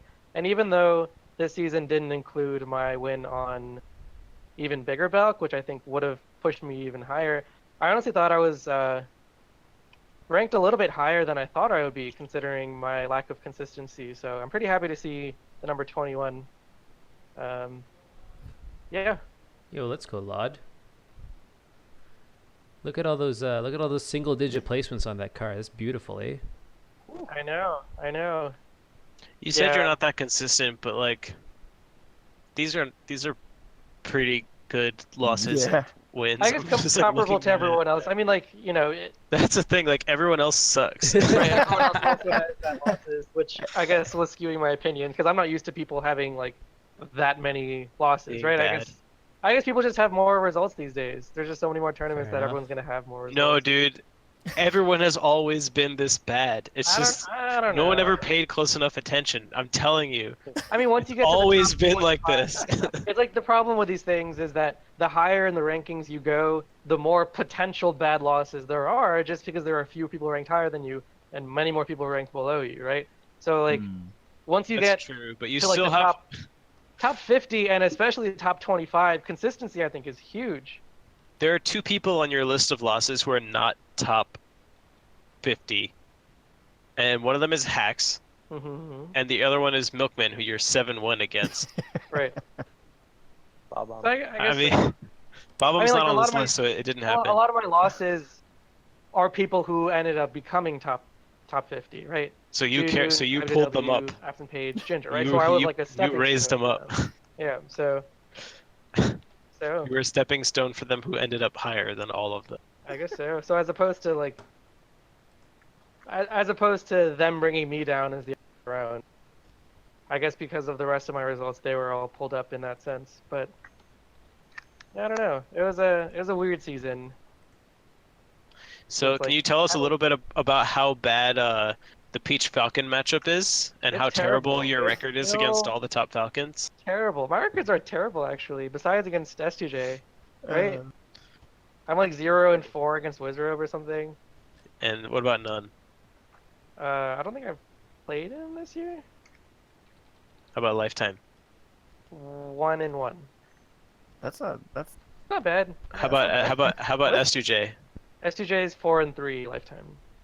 Your favor? My favorite, yeah. Oh man, that matchup's impossible. It is impossible. Really, It's so bad. horrible, unwinnable. Yeah. Except for subfloat up air, right guys? oh, Let's go subfloat. I read the post. It changes everything. I have to say I really appreciate the brother dynamic going on. It's like if anyone else was doing it, I'm like that's kind of bullying, but like this is great. This He is awesome. always bullies me. Oh, I'm pushing you. See, I have a I brother feel like I question wanna at some I feel point. like I wanna protect lloD here, and ask Thank you. and ask No. Rishi how Oh, man. it feels to be. I'm not sure if this is correct, but if it is correct, how it feels to be the best melee player who isn't the best melee player in his family. Ooh. Wow. I have a long, extended family of melee players. I don't know if you guys know. This is not. This is canon. I've not always been higher than you, right? There was one ranking where you were higher. Last think- summer. Last summer, yeah. I think yeah. other than that, you've been above me. Right. Yeah, 'cause I don't I made remember- the list before you did. Ha. Yeah, 2015 when Yeah. you beat Duck, right, Yeah. and a couple other people. I don't remember who I was telling this to recently, but I was saying like, so for those of you who don't know, lloD and I disagree on a lot about melee, Pretty much everything. a lot of stuff, and usually I'm right, and Nope. and you will agree with that, like 80% of the time. This is one of the 20% of the time where you disagree about me being right all the time. Historically, I'll tell him to start doing something or teach him something about the game, and then like 6 months later, after him arguing with me, he's like, "Yeah, you were right." That's happened, right? Uh-huh. Yeah. See, I told you that has happened so many times. But anyways, here's my point. I realized the way that lloD approaches melee is the way that like a Sith Lord approaches the Force. What? What? And the way that I approach melee is like the Jedi. Okay, keep going. All right. The most Because boring because the way that lloD speaks about melee, and you can quote me on this because I will invite you to find any record of lloD speaking about melee whatsoever. He speaks in absolutes all the time. And if you guys know your Star Wars, only a Sith speaks in Oh absolutes. my god. Except for that statement. Go watch his interview after winning Bigger Balk, and he's like, the Peach Falcon matchup used to be unwinnable, but now it's winnable because of the Sounds subfloat upper. like Like to me. this was the It is. solution. It is the solution. And then what did I just say? And then sometimes lloD gets like so angry with melee, and he's like, I'm gonna just use my anger to play. And that's what Sith Lords do too. No, it's called So- the golden pathway, not the Okay. red lightsaber one. I right. remember Darth Maul throwing his controller and then. I've thankfully never done that. Thankfully never thrown my controller. Hey, can't all say that. I have a question actually. I think both of you at some points have valued yourself just reading what you've said about the game and your performances. That you valued yourselves on your consistency. I know that for different reasons. Probably true. I think that's changed. Rishi, if you wanted to pick that up. I don't think so. I still see both of us as pretty consistent players. It's like I don't want to get into like the full story for me personally, but this year like my goals specifically with competing have changed. Whereas for a good portion of 2017, my goals did have to do with like, all right, I feel like I've achieved a certain level of melee where I can show that I'm able to play at this level. I want to now play at this level all the time. And that was kind of my goal after Genesis, where I was like, my first couple big wins, I beat Prof a second time and I beat Swedish. I was like, cool, like let me see if I can maintain this consistency. But the first half of 2018 for me has been more about like experimenting in different directions and trying to be happy with how I'm playing. So I feel like I can maintain the same level doing what I was doing before, but I felt like I reached a point where I wasn't going to improve unless I started to experiment more. So I kind of have been doing my best to like release any desire I had to maintain as consistent results as possible. So the number one goal was no longer do whatever it takes to maintain consistency, and rather it was like be willing to experiment, be happy with how I'm playing, and try and find more solutions to long-term improvement. So I don't even like value anything that much about consistency at this point. Looking at the results, I do think relative to most players in the top 50 and like in my skill tier, I'm still relatively consistent. But yeah, I mean that's how my mindset towards competing has kind of shifted this year. That's fair. If that answers your That's very question. fair. Thank Do you think Fox is going to contribute to consistency in the future? Well, that wasn't the goal, right? The goal wasn't to like be consistent in the future. The goal was to find ways that I would be happy with how I was playing and find ways to improve. And I definitely think that Fox is even if it's not me playing Fox for certain matchups or something, like the process that I've undergone practicing Fox and competing with him is like part of the journey that it's gonna take to get better. That's kind of how I see it. All right, I've got. And for the record, I do think Fox is gonna be a part of my future competitive gameplay. So I guess moving on. Sorry, or wait, not. the whole time Rishi was explaining his shifted mentality, I was thinking about the Jedi code and how that applies to what he was Oh my saying. god. Was I right? Was I right? Yeah, I know Oh you're my right. God. I would have to hear lloD's take on it to see if he matches up with the Sith philosophy. But yeah, at least on your end, on your part of it, it's All right. yeah. I know. So I Don't encourage him. oh god. I just want to Go say ahead. I've been enjoying this so far. So if you guys are all good to keep going, I'm good to keep going. But I imagine that some of you might have lives. So if you guys want to call practice some brawl, man. it, or we can keep talking. What do you guys think? Because we got a few more topics. Pardon? I'm down, but Whatever All right. you guys want. So Uh, I've got. I'm gonna be right back. Okay. So I'm gonna drop from the call for like Do not 20 do not seconds. leave the just make your mic and I'll turn off my camera. camera mic. off, Okay. but do not leave the call, please. I'll be It'll right back. destroy the layout. Sure.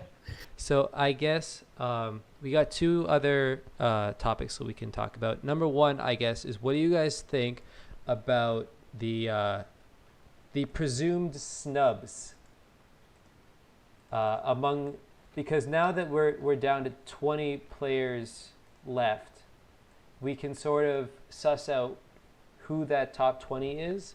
And what do you guys, I want to know what you guys think about the players that just barely didn't make it, like who you think was like on the cusp that just maybe could have gotten onto 50 through 41 but just barely didn't.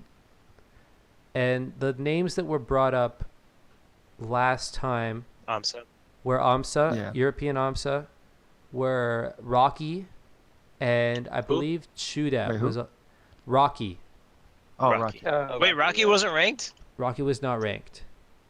Kid's good. I thought he was. And the last one was Shootout, at least among the three that I guess the people last time suspected were like probably 51 through 53. So if you guys have anything to add about that, those three players in particular, now's the time. I 100% think we reverse biased Chu off the list. I think that totally happened. Who did he? Ice twice, Bananas, Junebug over Triforce. Maybe Bobby Frizz. Did he beat That's June? right, Bobby Frizz was on there. Yeah, he's 2 wins on June. Oh, wow. I don't remember where. The losses were numerous and varied, and Yeah, many losses. Yeah. Wow, Bobby's not on the... Dude, why can Bobby not get any respect? I think, I mean, the tale of Chu is like, I definitely think there was some reverse bias going into it, but like the loss list is not looking too hot for him, and he didn't really go to that much either, right? So he didn't have any like, you know, normally his caliber or level of wins to balance that out. Whereas most of the other players that we did rank, they had at least a couple wins or like a couple of like big wins to balance it out, right? Yeah, I wanted to compare him to Over Triforce real quick. Over Triforce also has those 2 wins on ice, but he also has more wins, and I mean, you could argue comparable losses. But obviously we expected not as bad losses from Chu. That's Reverse bias. understandable. It feels like a lot of the panelists definitely like like reverse legacy biased him, or I guess newcomer biased him, and basically it almost feels like if he hadn't been as high as he was at the end of the year, that he would still be on the top 50 right now. Yeah, it's possible. At that point, he keeps the 45 spot. Yeah, if he was like 15, 20ish, then he's like right now he's like 40s, low 40s, maybe That's 50. reasonable. I buy that. Yeah. And I think there was a big target, especially as he dipped in the end of 2017, to say, what are you going to do? And Chu really didn't silence at any point outside of Europe. Mm-hmm. The problem is the tournaments he was going to, like, the best he was going to do is like upset a top like 10 player, and then the next best he's going to do is upset nobody. Right. You know, because Australia comes to mind, right? that's what I'm thinking of. Yeah. Because like he can't beat Armada, but he has to beat Spud. Like Spud, yeah. Because that was the skill gap. It was Armada, Chu, Spud. He's setting himself up to lose if his goal is to get wins, right? Right. Yeah, if he his doesn't goal have is the to depth just go to of Australia for data. free and make money, Then he's golden. he's golden. And I think that's very successful. what the goal was. So Yeah. congrats. that's He did an honorable goal, I suppose. It doesn't very well support your quest for the top 50. It's funny, actually. I was talking to some Smash 4 guys about this yesterday. Fallen, who's on the PGR, his soon to be 5 times in a row, as his I believe his Twitter bio states, and he was talking. You saw the exchange between me and Ryan, right? Oh, which one? Here, finish your story. I'll Okay. say it afterwards. Fallen was basically talking about how like he actively sort of thinks about how his rank can be affected by a tournament. And so if the issue isn't money, then he will actually like make sure that he's going to events where if he specifically the question was, if you have been offered to be flown out to an event, and the only way that your ranking can go up is if you win the tournament, i.e. if you get upset at all, you are like losing on the ranking scale of things. Do you still go to that event? And he said absolutely not. He said he keeps how his rank affects him, or how his tournament play affects his rank, in mind at all of his events. And I found that quite interesting because Chu seems to be the exact opposite, where he's just kind of going anywhere and everywhere, playing in Europe, playing in Australia, and I mean, Fallen's on the PGR and Chu isn't on the MPGR, so who really wins, right? Well, the example that Fallen gave was a tri-state tournament where he actively decided not to attend because, in his words, tri-state's really good against Rosalina. Right. And he didn't want to get those losses on his record. Sorry, go ahead. You're gonna get to No. it, yeah. Go ahead, you got it. I was gonna say, is that why he dodges MDVA? Chu? Probably. Yeah. Ah. Well, it's hard to say. I think that definitely plays into it. But for a while, it just also didn't make as much sense to attend locals if he's going to stream every day. If that's going to be a big part of your income and you want to stream every day, then like obviously you do what you got to do. Especially if you're not making money at locals because you're going to lose to IC Slayers. But I also do wonder if, like, I don't know if this is me imagining it, but I do feel like to an extent there's a difference in the way that Melee and Smash 4 players approach competing and tournaments. Like I feel like with Smash 4 a lot of times it feels to me more results based, and with Melee it's like competing as much as possible. That's fair. If that makes sense. Yeah, and I agree with that. I feel like it's because go ahead. with sorry for kind of running you over, but I feel like it's because in Melee the rankings are feelings based. It's how the panelists score you, whereas in Smash 4 you have the algorithm. It's cold, it is unfeeling, it does not care about what you want. It is it has decided whether or not a tournament matters, and if the tournament matters, you better be trying 100%. And I think that's I 100% agree that the competition between in Melee versus Smash 4 feels different because of that. I'm gonna link you guys a tweet thread that was directly related to this. So PTAS, you linked the clip of what Fallen was saying as like a justification for why the algorithm isn't public, which I totally agree with. It doesn't make sense for it to be public and let people calculate their own ranks and then strategically decide what tournaments to go to and what not to go to. Like that's not like an unusual thing, you know. Even though you have clearly programmed some PG bias in there. Yeah, absolutely.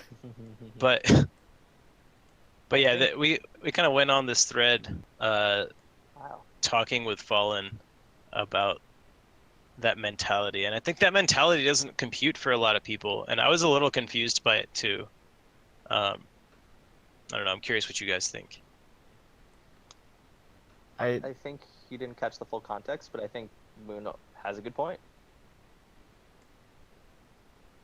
I mean, I guess if your goal is to get better, if your goal is strictly to get better, then you want to compete wherever you can, or at least in as many places as you can, barring restrictions on like money and time and whatnot, obviously, and level of competition, and that might end up coming at the expense of your short-term ranking. But if you are concerned at all times about your short-term ranking, then that'll change your behavior. And I guess that comes back to the fact that the algorithm isn't public. It's because there's two reasons. One, because we know that players will change their behavior if they know what their rank is. And then the second reason is because, like you mentioned, if you can calculate your ranking, then as soon as the season ends, some like teenager with a ton of free time on his hands will just calculate the rankings right away, publish it, effectively leaking it, and ruin the release. And then he would be able to put something out there where you can actually just plug in new results as they come in and see how the rankings change over time. Exactly. Right. Exactly. It's also tricky because like maybe your long-term goal is to compete as much as possible, but for a lot of players, if you don't have a sponsor, that's not possible, and it's impossible to get a sponsor until you get high enough rankings, and you can't do that unless you're selective about where you compete. I don't know. I mean, I would say like when in doubt, compete. Historically, that seems to be the path that people who have gotten really, really good at the game have taken. Makes sense. I also acknowledge here that there's like two separate issues at hand. One is like the integrity of the algorithm, and two is like just how players approach competing. But obviously they're related, right? Yeah, for sure. But like I can't help but think of when HBox was already established as the #1 player and then entered a tournament every weekend or 2 weekends for like 8 straight months in a row and just won every single tournament that he entered. Like he has nothing more to prove, but he continued to enter tournaments where literally anything short of first place is a major stain on his record. I don't know. I just think about that. It's pretty. To be honest, that was like, I think we were talking about that in Melee Stats as well, where it's just like, why does he keep doing this? What's the gain? And I guess I guess it would be like obviously money, of course, but like it was just impressive that he kept going and going. But like winning regionals is a drop in the bucket for him when he could be streaming 7 days a week. True. Plus competing at majors with his Team Liquid, benefits. It's not like it's making a huge difference for him as far as I know. I think he just likes to compete, honestly. Fair. Likes winning. He likes winning too. Winning isn't enough. He's got to win even harder, Yeah. He's got an extra win. He's got to not drop a single game the entire tournament. Win plus, yeah. Hard mode. Anyway, I think one of the interesting things about the Smash 4 ranking also is that like in general, like I think Melee has like a somewhat longer, how do I say, like I guess there's more legacy with Melee, right? Oh, absolutely. It's more established. So like the gamble that Fallen doesn't want to play, I think, is a little more justifiable when I think about it that way. Where he's like, it's not always clear, because there are like a lot of the Smash 4 players that like are like on the lower end of the PGR. They could also, if they had a really, really good day, they could win a major. It's very possible because they're all really good. Yeah. So there's no established like top echelon of play, which I can reasonably understand why he would be willing to play the numbers game in that regard. It's also possible that Smash 4 is just less fun to play than Melee. Oh my god. Come on. We're nuking the VODs, right? Yeah, VODs are gone. The Smash 4 players. Sick. I think the Smash 4 players definitely dislike Smash 4 more than the Melee players dislike Melee. So in some cases, it's close. Melee players dislike controllers. Yes. True. I really hope Ultimate is like the greatest Smash game. I will gladly throw Melee in the trash Oh my God. and just dash back all day. All day. with brand new controllers. Shake No mods. Reggie's hand as that commentating team. Yeah. Smash 4 players don't hurt me. I'm entering Smash 4 next week. Oh. So you're the reason why Smash 4 had more entrants. Yeah, no, I tweeted, dude. I my tweeted God. that.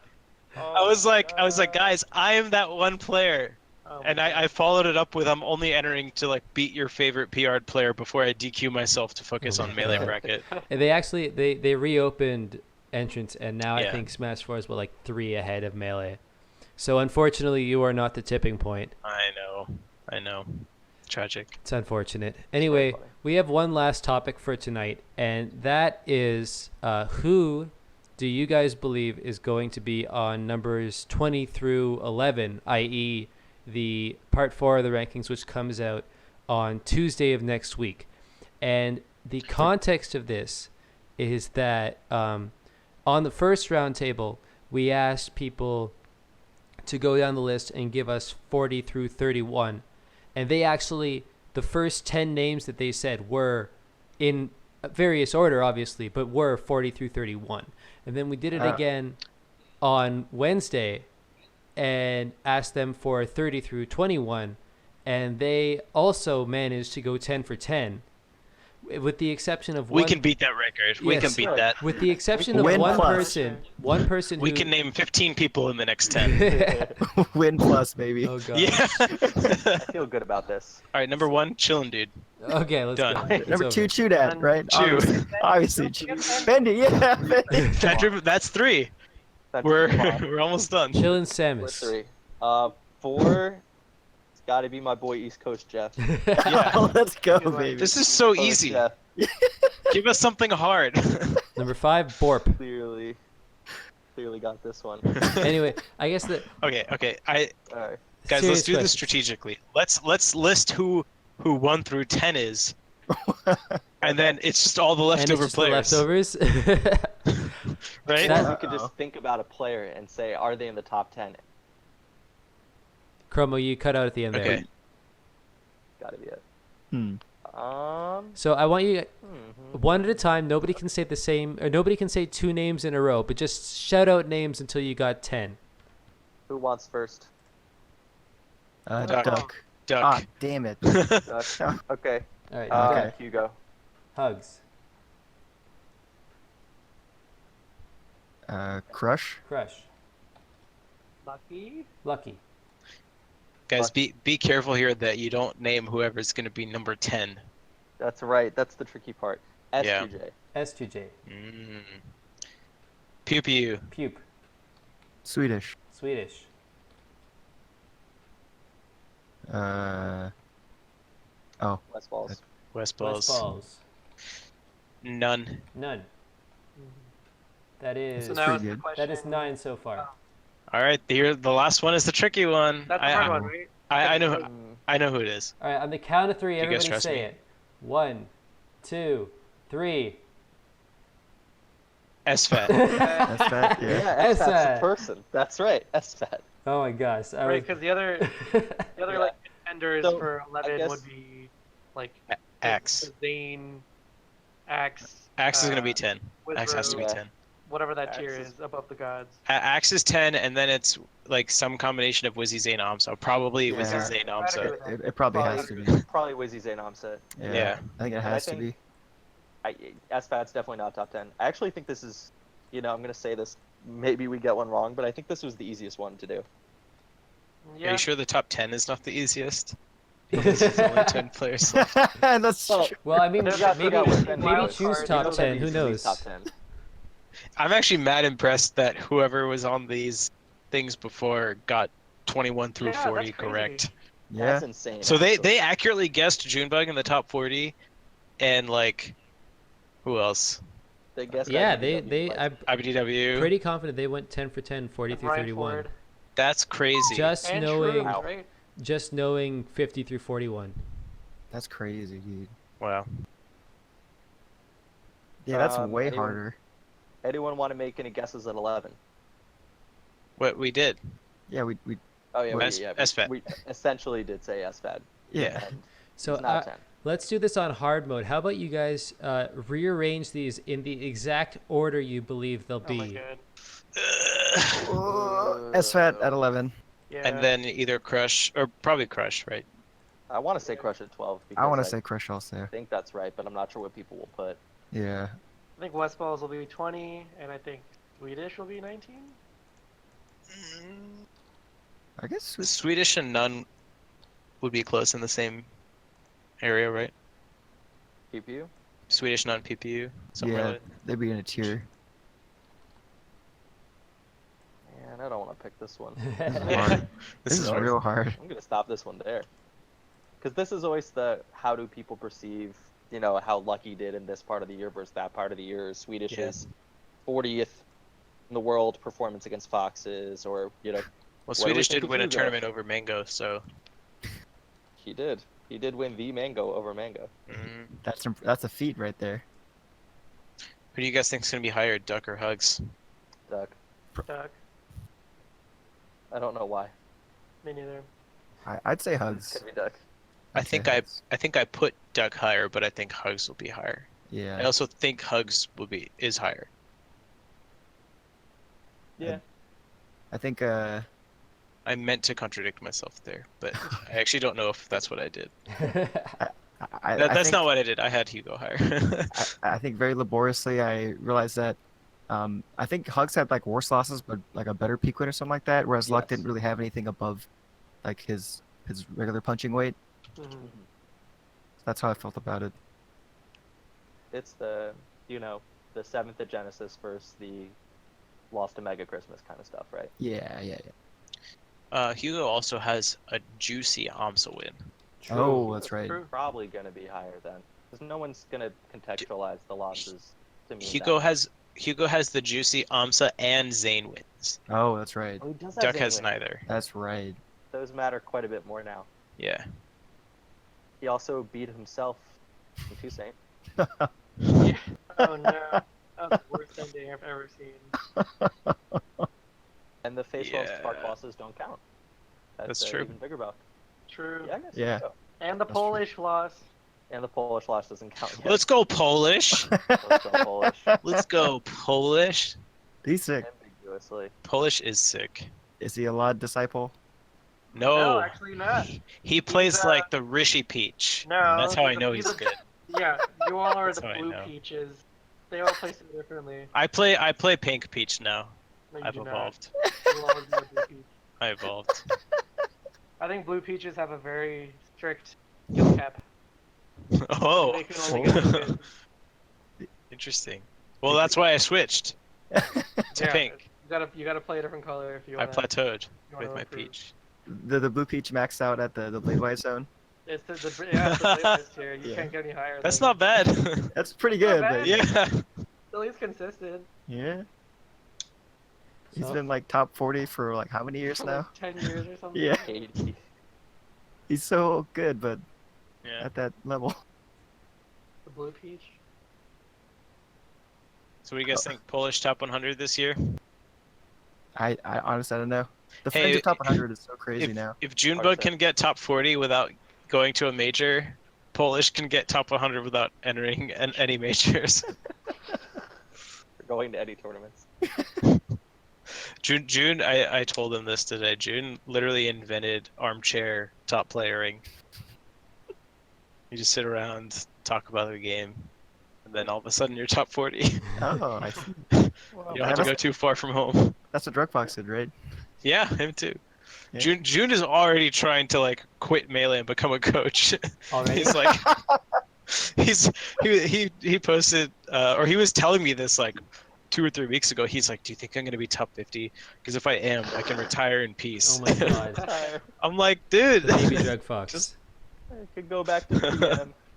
Yeah, Illegal melee. the game that will not be named. I can't believe you guys disrespected the Project M community and their grassroots-driven efforts by putting the name of the game on Red Bull Esports' website. You I should have did left it. You should have left it anonymous. Yeah. I edited it on purpose and blamed whoever was supposed to be the editor. It would be funnier. Oh man. That It's an open Google sheet. I feel like it's worth talking about, just because of how, like the perception versus, the actual reception of it. And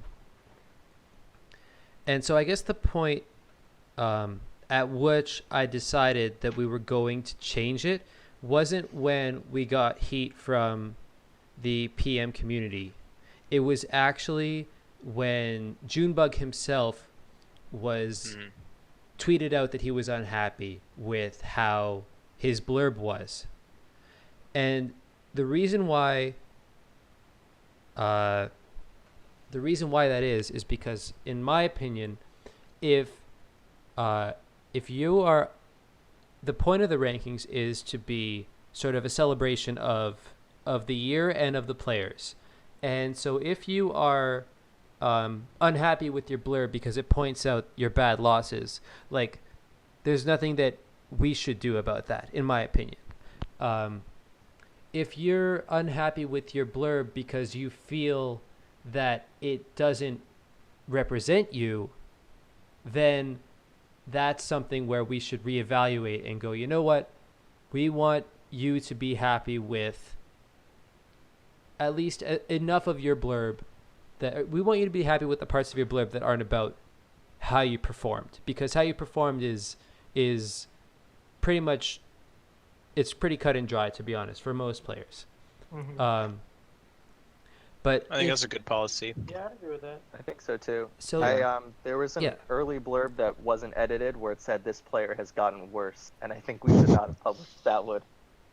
So even if it were true, I think it's okay. Oh, I know who it is. Not people. Yeah, it might be. But no, I also. That's kind of a when joke, though, right? Yeah, I know, but it ended really kind of mean, and it sounded kind of jokey, but yeah, no, I totally agree with that take. Also, when Resliv tweeted that it was a problem, I wanted to put 5 more mentions of not PM in the blurb. Oh my gosh. You see, because I seem to enjoy when he's on. Wait, no.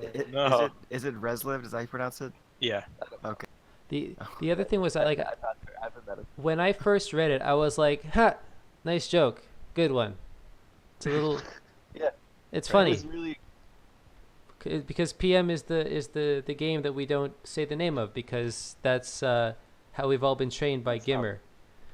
And Gimmer has said things to me. Oh. And then when it went out and it was like, okay, the PM people are not happy with that. Well, it's like, okay, the PM people aren't happy with it, but like that's their opinion, right? And then Junebug comes out and Junebug says, yeah, no, this is not representative of the community. I don't enjoy the fact that it was done like this. I actually reached out to him by DM. I was like, how do we make this right? And he was like, I don't really care. He just said, just put PM in the blurb. Just put the name there. And then I thought about it more and I was like, you know what, I want to do this properly. How would we have done this if from the start we had decided, okay, we're not going to say that game which shall not be named? And the answer to that was we would talk about how he actually was one of the best, or possibly the best in the world at one point. I was going to put the #1 player, but there was no like PM rank 2015 evidence, that confirmed that. And so I just ended up with one of the best, just looking at his PM page on Wikipedia. And it's kind of like rankings where we talk about perception, where like we can all agree that PM is a dead game, but if you look at the results, it's clearly not the case. I'm not touching this one. But which narrative gets pushed? PM just had its biggest tournament of all time for a dead game. I think that's I think legacy that bias. says more. I think that says more about the afterlife than about anything. That's a good Bailey one. died. That's all I have to say about. I think it's a Project joke M. that as Melee players we can find funny, and as PM players who got their scene pretty shut down either directly from Nintendo or indirectly, as we all pretended it didn't exist anymore. Yeah. It's not when like their boy does well and it's like, ha, you guys still can't be on stream. Or they can, but not on streams that can make money. Yeah. The best part was that they streamed it on Shows to Twitch. YouTube. Yeah. Wait, they did? Yeah, Yeah, no, they did. They streamed the even bigger Buck buck on Twitch. You see, that's the so policy. funny. The policy is that you're not allowed to stream it on Twitch on a monetize. channel that's monetized. Oh. Yeah. And so they actually said on Twitter they expect it to get shut down and then move back to wherever else, and then take They had the a backup publicity. stream on YouTube. Oh, was it on YouTube? Okay, and they expected to take the publicity of being shut down, and then what ended up happening was they were never shut down. So they're like, okay, let's just stick it out on Twitch. Yeah. And And it says something what a big deal it was to get viewership, which from the Melee side, I mean, we look at a couple thousand viewers, we're jaded and yeah, bougie, but that really is a revitalization. absolutely. What happened. That was a sick tournament for PM. I stopped by I stopped by one of the streams at one point and was just hanging out in chat, and they're like, "Oh shit, people actually watch our game I now." wonder what. They were I like, wonder what "Melee Sphere people thought watch of the it. game. That's cool." As if I stopped by to watch lloD lose to an Ike. oh I did no, also see that. Don't get me but it's started. like as if I What? haven't been A watching. terrible character. Oh no, it's like as if I haven't been watching and playing PM since I don't freaking know when did it. Since Brawl Plus, okay. I've been. We're I've not been, out here in the streets. That's really the important thing. but Yeah. like, I don't know. I wanted the June bug blurb to be done right, and so we went back to the think it was the drawing right board move. and fixed it, and Yeah. they were happy now, so we did something right. Yeah, I mean that's the way to go about things when people say that something you did was wrong. Like you admit the mistake and you fix it and you move forward. Right. That's how Yeah. we make progress. Mhm. It's a good move. I like how you said this is all in the framework of a celebration of our players, because that's what it is, Mhm. Mm-hmm. right? Everyone should be happy by making this list, regardless of where they are, and we should celebrate. You see, God damn it, SleepyK. see, I was when we were I guess not necessarily first starting up, but when I guess the last time a big controversy came up with the Panda with the PGR, we ended up talking with. Oh no, guys, please. The people can't see this chat. Come on. Okay, hold on. Sorry. All right, I'm muting these. Okay, all right. Everybody else is muted. All right. The four of you have been muted. I am the only one that's talking right now. All right. Okay. Wait. Never mind. We're not ready yet. Guys, please. Okay. What was I saying? Oh my god. I completely lost my train of thought because. Oh my god. I can't mute Sleepy's face. Oh. When we first, there was like a controversy a while back, and when we were talking, we ended up, me and Swar, talking to Blur about rankings and their point. And at the time, I was of the mindset that your goal with these things is to try to be as accurate as possible. Whatever accurate is, you're trying to represent reality in the best way possible. But when we were talking to Blur, we figured out that, or we learned from him that goal of accuracy is actually orthogonal to another goal, which is the actual more important point of a rankings, which is to grow the scene. And so if your ranking system is really well done, but it doesn't help the people on it in any way, then what's the point of having it? It's just to satisfy your curiosity. And Seating. Can we talk again, or? Is it... yeah, you guys have been unmuted for a while. Like they can hear you laughing. I'm not lecturing you guys right now. But I'm not gonna lie, I didn't hear a single thing you said. So, I have some input on this. That's on me. On the SoCal Melee rankings, which are very tricky and turns out, and more than I realized when I started, very political. But one thing that Asian Lep, who was one of the old SoCal community leaders, told me was that you want to put someone at the end who's not that good, so everyone wants to come out. Oh, And I think that's hilarious. It's amazing. It was the first time I thought about a ranking system in any way other than an exact record of who has done well in this, according to some metric. And Arcadian winners, right? You just put the Arcadian winner last. Oh yeah. At the very last, the Arcadian right? winner last, yeah. Yeah. The big barrier. It's 'cause That'd be so funny. Like, what if they won the Arcadian and then started beating all your PR players? my Like, do gosh. they still get last? They still get There- last. there was- because they were. There was definitely They something entered. actually in one of the Ontario Smash groups that was like, they couldn't decide who was 15th on the rankings, so they just had a tournament where the top 14, like the known 14 people, were not allowed to enter it, and then whoever won that was the 15. Whoever won that would. I don't know if it That's actually so happened funny. or if it was just an idea, but I know they were talking about that at one point, and Wow. that is exactly the same thing as what you were saying, Chroma. Yeah, I mean, if you make the PR too small to protect your region from having bad losses, for people on your PR to have bad losses and for everyone to think you suck, you might create a situation where the players in your region feel that they can't ever be PR'd or won't be PR'd in the next period, and they won't come out. Right. And for top 100, it ends up getting to the situation where talented players think that they have to get up the money to go to 3 or 4 super majors and perform well with them, otherwise they don't have a shot. And so I don't know. Which is true. It is true. Yeah, I mean, to be honest, ability to generate money to go to these tournaments is a pretty big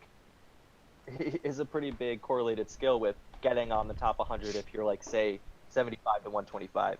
Oh yeah, and I don't know, sure. I think it takes thinking. It's very, very hard to make a system that works. I mean, at the end of the day, like, you can't devalue a high quantity of results. Yeah, Yeah. you really can't. That is. Yeah. Oh, I mean, I don't really have a better way to end the stream than that, to be honest. Well, that's a depressing ending. Meaningless. Everything is meaningless, and we're all just playing this game to waste time until we die. Great stream, guys.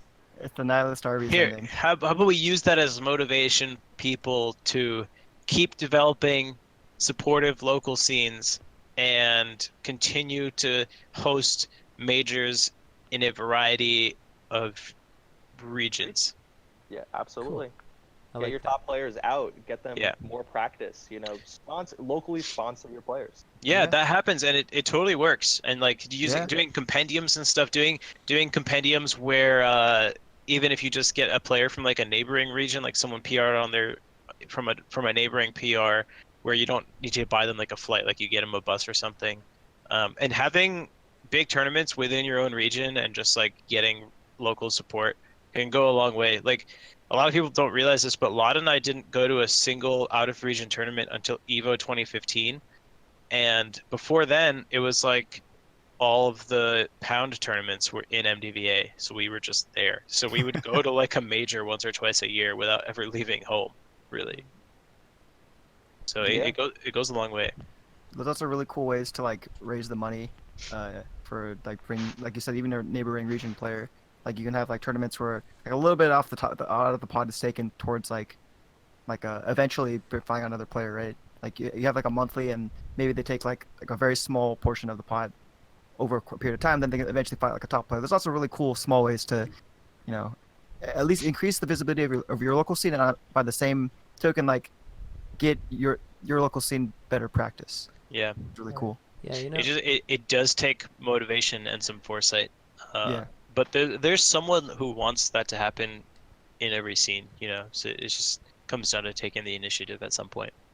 That's fair. I mean, there's something that I've seen like the traditional FGC do significantly more often than the Melee people, or the Smash side of things, which is that they do these like Matcherinos, which is this like website where it's kind of like micro crowdfunding, where they have like, you can just enter a code and that puts 50 cents towards the pot, and you can like click on an affiliated link and that puts another 50 cents towards the pot, and so on and so on. And obviously in the same way as Smash GG, you can donate directly.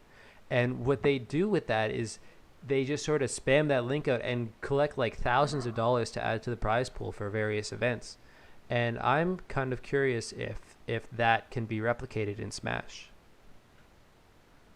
And I think just to come up with it, I think it was Power9 who also used that the micro crowdfunding thing, where you could help the pot with that little thing. I think we're starting to see that kind of idea become more popular in Melee. Yeah, I imagine it's been done a few times, but I don't see it very widespread, nor do I see it very often. And I imagine, because I think it's Team Spooky, I think, that does that a lot in the FGC, and so I imagine you would need a particular person to sort of be spearheading that in many different places in order to get it off the ground. And I'm not sure if Smash has that kind of singular personality as a streamer that does everything everywhere, that would easily lend himself to getting that kind of thing off the ground. I mean, you obviously have Gimmer, but I don't know